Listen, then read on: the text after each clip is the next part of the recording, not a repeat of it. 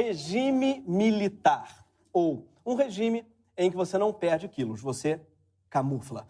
É hora de entrar em pânico. Sério, eu não sei se vocês estão percebendo, mas tem muitos indícios de que o Brasil está flertando com o regime militar. E tem indícios fortes também de que o regime militar está flertando de volta. E deu match. Esse daí é o ministro da Segurança Nacional, Raul Jungmann, beijando a testa do general Vilas Boas, atual comandante-geral das Forças Armadas. Me lembrou aquele funk clássico, não sei se vocês lembram. Beijo na boca é coisa do passado. A moda agora é beijar homem fardado. Beijinho na testa, o golpe passar longe. Não. E sabe quando essa foto foi publicada? Essa foto foi publicada logo depois desse general do Vilas Boas ter ameaçado o STF no Twitter, na véspera da votação do habeas corpus do Lula. Lembra, né? Aquela sessão em que a Rosa Weber fez o Brasil envelhecer 12 anos em 1 hora? Você lembra dessa sessão, com certeza. O que talvez você não lembre que tinha uma outra coisa ali que o STF julgou naquele mesmo dia. Foi uma ação de 2013 da Procuradoria-Geral da República que quer levar para a justiça comum processos criminais contra militares. Sim, porque hoje, caso você não saiba, se algum militar comete um crime em operações como a intervenção no Rio, só quem pode julgá-lo é um tribunal militar. E Deus, claro, porque só Deus pode julgá-los, mas enfim, na terra, tá? E a gente sabe que isso é um absurdo, não só porque os militares não deveriam poder julgar a si mesmos, mas sobretudo porque eles podem acabar tendo menos tempo para investir em seus verdadeiros talentos.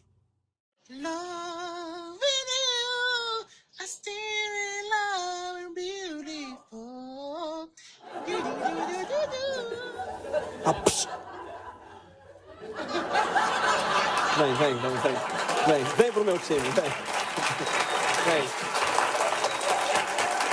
Vem pro meu time. Isso é o que eu chamo de intervenshow.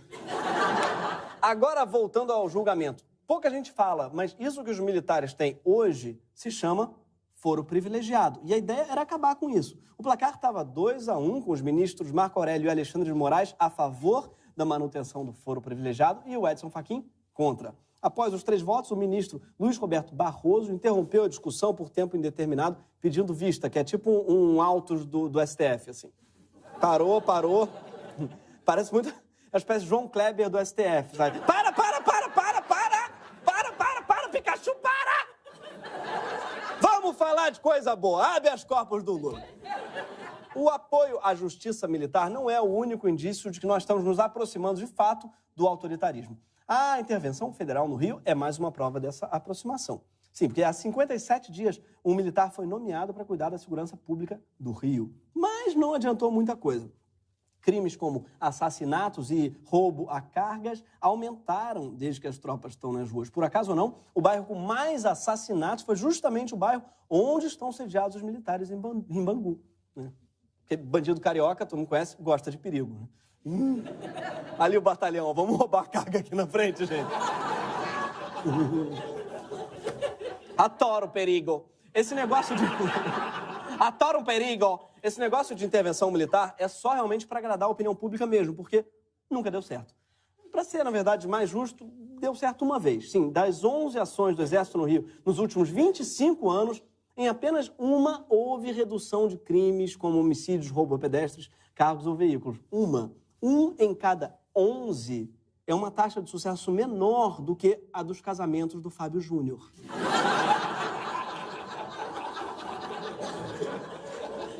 A intervenção é fruto de uma paquera cada vez mais forte entre os militares e o governo. Temer, afinal, foi o primeiro presidente da democracia a nomear um militar para o ministério.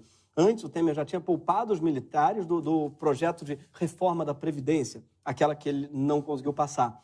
Nesse vídeo, o general Vilas Boas explica por que eles, os militares, devem ser poupados. Nós não temos aposentadoria, porque quando passamos para a reserva, nós permanecemos em estado de disponibilidade. Podemos ser convocados em caso de estado de guerra ou estado de defesa. Quase que eu não vi o Vilas Boas, porque afinal ele está camuflado. Mestre dos sortilégios. Sim, militar não se aposenta, porque se houver uma guerra, ele é chamado de volta, ele diz, não é? O militar está sempre na reserva. Pena que a guerra em questão no Brasil, se acontecesse, só duraria 1 hora, que parece que é o quanto duraria a nossa munição. Sim. O exército brasileiro possui munição para menos de 1 hora de guerra. Sim, nossa munição dura menos que um episódio de Game of Thrones. Por causa dessa possibilidade de guerra, que não acontece há 80 anos, os militares são responsáveis por quase metade do rombo da Previdência da União. E o Temer, inclusive, fez ajuste fiscal para todo mundo, mas subiu o orçamento da defesa. A ideia, parece que o Brasil tenha munição para, quem sabe, 2 horas de guerra. Quem sabe dá para a gente ouvir um faroeste caboclo. Mas os militares sabem que o Temer não vai durar para sempre na presidência, apesar dele possuir a vida eterna. Vai que alguém, por acaso, crava uma estaca de madeira no peito, sabe? Vai sair uma bala de prata.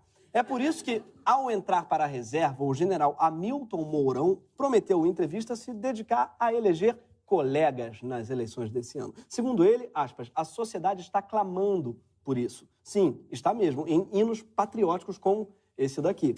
Intervenção, artigo 1 da Constituição. Forças Armadas assumam o poder. Os patriotas dão-lhe autorização. Um clipe de reggae pedindo intervenção é a prova de que o Brasil é o melhor país do mundo. Tem o Nath Roots, né? E a gente tem o nosso Nazi Roots. Há poucos dias, o Vem Pra Rua, né? Ajudou a organizar um jantar para militares da reserva. Um dos generais presentes explicou a jornalistas do El País que, aspas, pelo fato de nós sermos aposentados, podemos, na visão deles, construir um grupo de sábios anciãos. Fecha aspas. Engraçado que eu achei que eles não podiam se aposentar. Engraçado. Mas não só podem se aposentar, como eles querem, pelo jeito, ser o pior spin-off de Senhor dos Anéis desde que a Record lançou Bela Aventura. Sábios anciãos. Nesse mesmo jantar estava o general Augusto Heleno. Ele disse que ele está com medo de, aspas, uma ditadura do judiciário. Olha, se um militar tem medo de uma ditadura do judiciário, imagino que deve ser foda mesmo. A coisa mais torturante deve ser o discurso da Rosa Weber. A meu juízo, a imprevisibilidade, por si só, qualifica-se como elemento capaz de degenerar o direito em arbítrio. Não adianta falar devagar se as palavras não fazem sentido.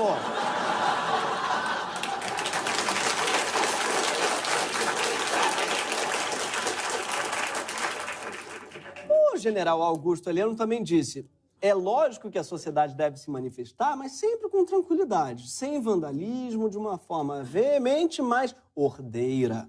Veemente, mas ordeira? Eu acho que ele estava se referindo a isso aqui.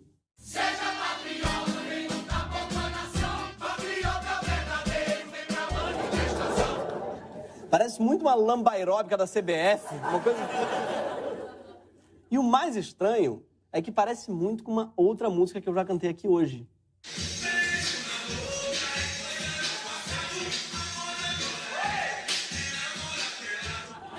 Ou seja, quer lutar contra a corrupção, mas roubou a melodia de um funk, né? Tamo de olho! Agora, mais perigoso que tweet de general são os likes que ele ganha. Sim, hoje em dia o general ganha chuva de like, manancial de crush, é um canavial de match. Tanto que surgiu até uma nova profissão, que foi apelidada no Twitter de Military Influencer. Gente, olha o mimo que eu recebi hoje, um coturno, Mara. Hashtag camufla. A gente tem que lembrar que, sem o Lula no páreo, o primeiro colocado nas pesquisas para o Planalto é o cara que lançou essa tendência. É o nosso trendsetter, um militar que há muitos anos é consistentemente eleito pelo voto popular. O ex-capitão, deputado federal e presidenciável Jair Bolsonaro. Ou mito, para quem não estudou história. Esse cara ele tem uma ideia muito estranha de democracia. Maioria é uma coisa, minoria é outra. Minoria tem que se calar, circunvar a maioria. Acabou. Eu quero respeitar a maioria e não a minoria. Você tá entendendo? Deixa eu explicar, Bolsonaro. Democracia não é o regime em que a opinião da maioria vale mais que das minorias. Isso se chama caixa de comentários do G1.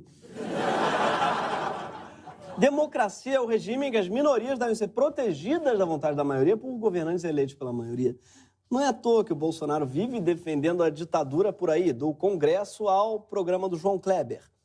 E eu sempre costumo dizer para a garotada que está nos ouvindo aqui, tem dúvida? Pergunte com o teu pai, com o teu avô, como foi aquele momento. Aquela época foi uma época de pleno emprego, de segurança, de respeito, de educação. Cara, engraçado que eu perguntei pro meu pai e ele te mandou tomar no cu.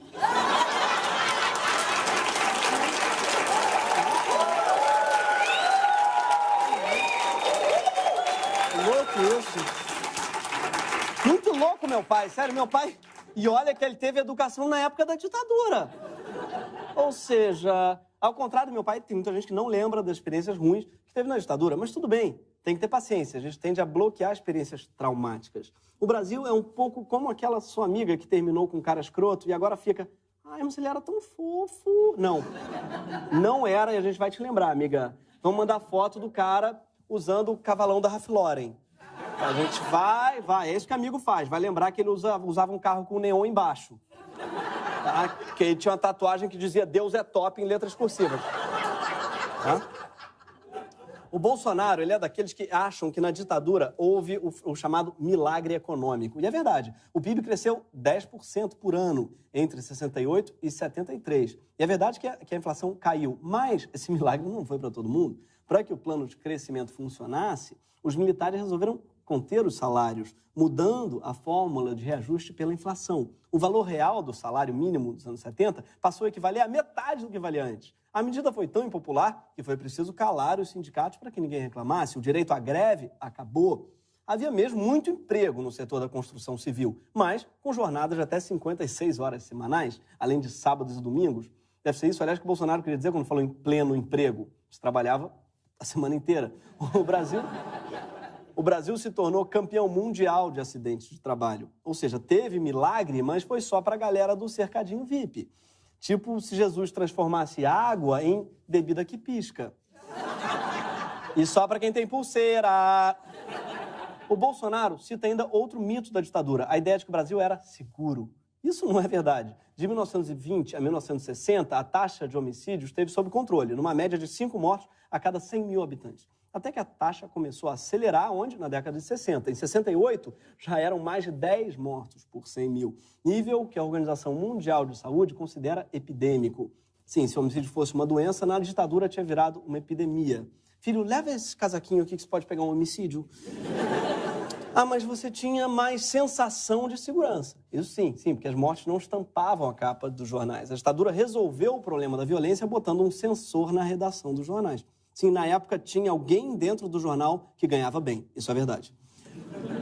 Não por coincidência, a escalada do homicídio se acelerou no final da ditadura, quando policiais formaram grupos de extermínio, como o Esquadrão da Morte, que tem esse nome porque era um esquadrão que produzia cupcakes. Não, produzia morte. E não foi só o Esquadrão da Morte, tá? O governo também executava pessoas. O número de mortos e desaparecidos pela ditadura, oficialmente, tá, é de 434 pessoas. E para quem diz que quem foi preso era tudo terrorista, vale lembrar que crianças foram torturadas. E não me vê alegar que toda criança de 3 anos é uma espécie de terrorista. Não. Não. É muito importante ouvir as vítimas. Sério, falando sério, a não ser, claro, que você seja o Amado Batista, que foi torturado na ditadura, mas o Amado extremamente acha que mereceu nesse vídeo. Eu acho que quando uma criança cospe a sua cara, chuta a sua canela... Mas o que você estava fazendo errado? Você estava mandando dinheiro pro cara. O que a mãe e o pai devem fazer? Não deve corrigir? Deve corrigir. Então, eu estava fazendo uma coisa que não era correta. Eu acho que... Você acha que foi uma boa correção que te deram? Eu acho que foi. Você tá louco, amado? Marília Gabriela, maravilhosa. Marília Gabriela.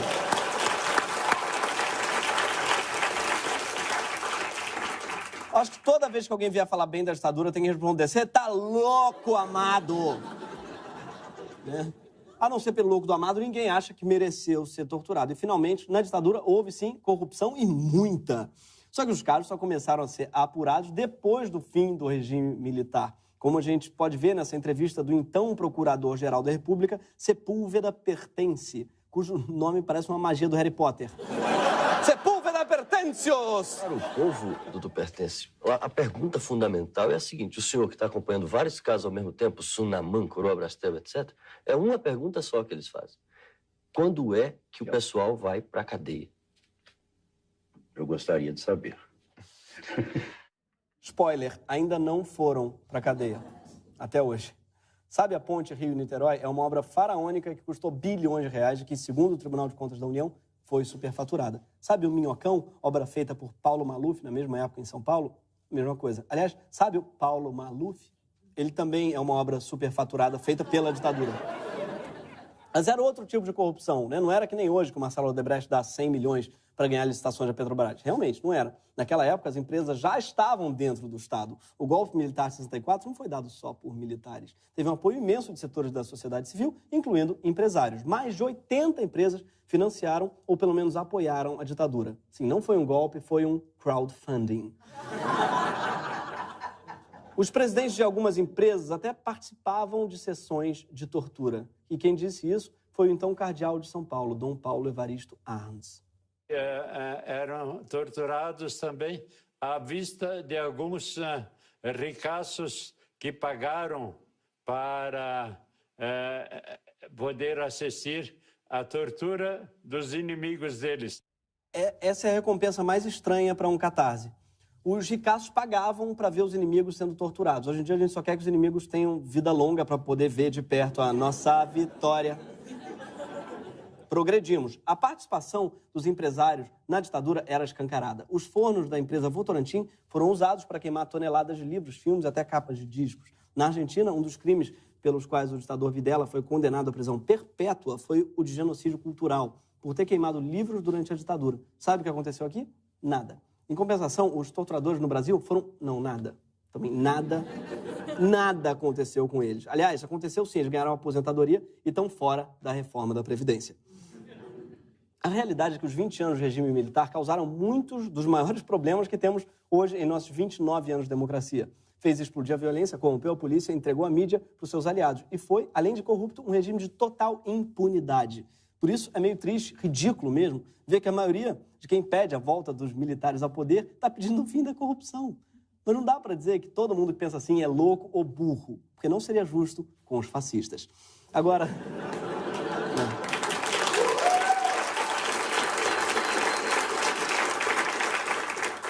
Agora, veja que curioso, 60% do eleitorado de Bolsonaro tem entre 16 e 34 anos. Quanto menos uma pessoa viveu sob um regime militar, mais ela parece gostar da ideia. Assim como, quanto menos um jovem morou sozinho e pagou os próprios boletos, mais ele quer sair de casa.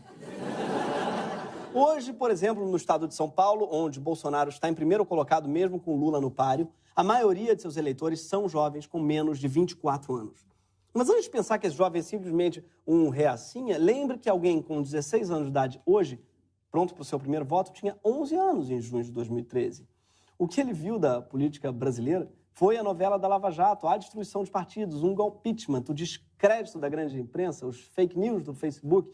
Mas existe uma razão mais holística para esse momento periclitante da nossa história. Nossa democracia não tem nem 30 anos. Ela é mais nova do que o Felipe Dilon. E, assim como ele, fez escolhas duvidosas, como esse Dredd, por exemplo. Ela tem exatamente 29 anos. Ou seja, se fosse uma pessoa, ela estaria em pleno retorno de Saturno. E para entender esse inferno, o Greg News apelou para a única instituição que ainda não foi descredibilizada no Brasil, a astrologia. Sim, a gente fez em exclusividade o mapa astral da nossa democracia. E o resultado foi surpreendente. A nossa democracia nasceu às 17 horas do dia 5 de outubro de 88, quando foi promulgada a Constituição. A gente jogou esses dados no site www.viastral.com. E você pode fazer a mesma coisa, e você vai descobrir, tá, como a gente, que a nossa democracia é libriana. Ponderada, mas também um pouco indecisa. Vacilante. Sua lua em Leão denota exuberância, mas um pouco de truculência. E claro, a democracia tem ascendentes em Peixes, pisciana, sofrida. Morde fácil uma isca. O site diz literalmente que a democracia não se sente nada confortável com transgressões da ética, mas às vezes acredita que as mesmas são justificáveis se puder evitar problemas e conflitos. Alô, Zé Dirceu! E o Via Astral também dá uns conselhos. Aspas, podemos dizer, democracia, que seu excesso de idealismo e suas expectativas exageradas podem resultar em insatisfação. É democracia. Estava tudo escrito. Nós, que já passamos pelo retorno de Saturno, sabemos que é só respirar, se acalmar que melhora. Os eleitores do Bolsonaro, tadinhos, ainda não chegaram nessa idade. Não entendem esse momento cosmologicamente delicado. Essa vontade de jogar tudo pro alto e morar em Portugal. Porque para a astrologia, o retorno de Saturno é também a volta do mapa para o nosso nascimento. Então calma, meninos, tá? Não vamos transformar esse retorno de Saturno num retorno de Coturno. Obrigado. Esse foi o Greg News, gente. Muito obrigado a todos.